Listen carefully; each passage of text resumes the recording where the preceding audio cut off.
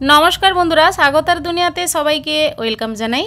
आज बानाबो काँचा छोला दिए थोड़ेर तरकारी। रेसिपिटा आपनारा प्रथम थेके शेष पर्यन्त देखुन, भालो लागबे। भात रुटी परोटार संगे असाधारण लागबे। एबार सबार प्रथमे थोड़ नियेछि। थोड़टा आमी हलुद जल दिए रेखेछि कारण कालो हये जाबे ना केटे नेওয়ার पर। ताई थोड़गुलो आमी बटी दिए केटे नेब। और काटार समय देखुन अल्प अल्प करे जाली जाली मतो बेरोच्छे, ओगुलो हाथेर साहाज्ये एभाবে बेर करे देবেন, ताहले केटे रान्ना करले भालो लागबे खेते। सबगुलो थोड़ आस्ते आस्ते करे एभाবে छोटो छोटो छोटो छोटो करे केटे नेবেন। যত ঝিরিঝিরি করে কাটবেন ততই কিন্তু রান্নাতে তাড়াতাড়ি সেদ্ধ হবে আর ভালো লাগবে খেতে। থোড়ের ভর্তা আমি আগে বানিয়েছিলাম, আমার এই চ্যানেলে দেওয়া আছে, আপনারা দেখে নেবেন বন্ধুরা। এভাবে কেটে হলুদ জলে রেখে দিচ্ছি। সবগুলো থোড় কেটে নেওয়ার পর আমি একটা মাঝারি সাইজের আলুও থোড়ের সঙ্গে দিয়ে দেব স্বাদটা ভালো আসার জন্য। আপনারা চাইলে আলু ছাড়া কিন্তু শুধুমাত্র থোড় দিয়ে রান্নাটা করতে পারেন। মাঝারি সাইজের একটা আলুর খোসা ছাড়িয়ে নিয়েছি। থোড় যেভাবে ছোট ছোট করে কেটেছিলাম আলুটাও সেভাবে করে কেটে নিলাম। এবার ভালোভাবে ধুয়ে পরিষ্কার করে থালার মধ্যে জল ঝরিয়ে নিয়েছি থোড়। গ্যাস অন করে কড়াইয়ের মধ্যে সর্ষে তেল দিয়ে দিলাম। দিয়ে দেবো সামান্য গোটা জিরে, দুটো তেজপাতা, শুকনো লঙ্কা দুটো ফাটিয়ে দিলাম, আর 5 ফোড়ন দেবো সামান্য পরিমাণ।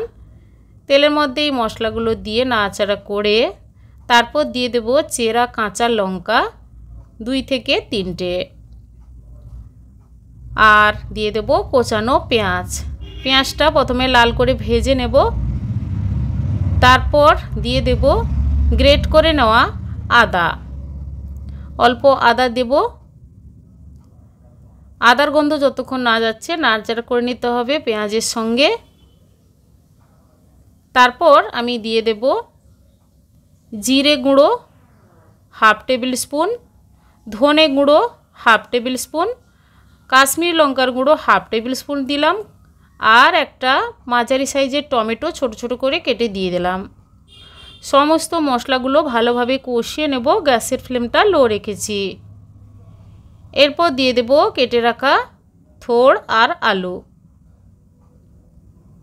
মশলার সঙ্গে থোড় কিন্তু আরও মিনিট দিয়ে ভালোভাবে কষিয়ে নেব। আর এই থোড় রান্নাতে কিন্তু লবণের পরিমাণ বন্ধুরা অল্পই দেবেন, লবণ বেশি দেবেন না, অল্প দিয়ে রান্নাটা করবেন। থোড়ে কিংবা মোচাতে লবণের পরিমাণ অল্পই লাগে। অল্প হলুদ দিয়ে দেব আর পরিমাণ মতো লবণও দিয়ে দেব। লবণ হলুদ দেওয়ার পর নাড়াচাড়া করে ঢাকা দিয়ে গ্যাসের ফ্লেম লো রেখে মিনিট 7 রেখে দেব। তাহলে থোড়ের এক্সট্রা জল বেরিয়ে যাবে আর কষানো ভালোভাবে হয়ে যাবে। 7 মিনিট পর ঢাকাটা খুলে নিলাম। থোড়টা কিন্তু অনেকটা সেদ্ধ হয়ে গেছে আর জলটাও শুকিয়ে গেছে। এরপর দিয়ে দেব ছোলা সেদ্ধ। আগের থেকে কাঁচা ছোলা সেদ্ধ করে রেখেছিলাম, ছোলাটা দিয়ে দিলাম। দিয়ে নাড়াচাড়া করে দিয়ে দেব চিনি। একটু মিষ্টি মিষ্টি হবে থোড়, খেতে ভালো লাগবে, তাই 1 টেবিল স্পুন চিনি দিয়ে দিলাম। দিয়ে নাড়াচাড়া করে দিয়ে দেব 1 বাটি জল। জল দিয়ে ঢাকা দিয়ে আরও 7 মিনিট রেখে দেব গ্যাসের ফ্লেম মিডিয়াম করে, তাহলে রান্নাটা ভালোভাবে হয়ে যাবে। থোড়টা দেখুন কত সুন্দরভাবে তৈরি হয়ে গেছে। এবার গ্যাস অফ করে সার্ভ করে নিচ্ছি।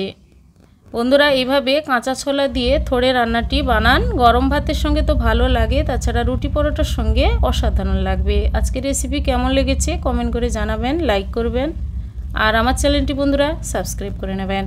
সবাই ভালো থাকুন, ধন্যবাদ।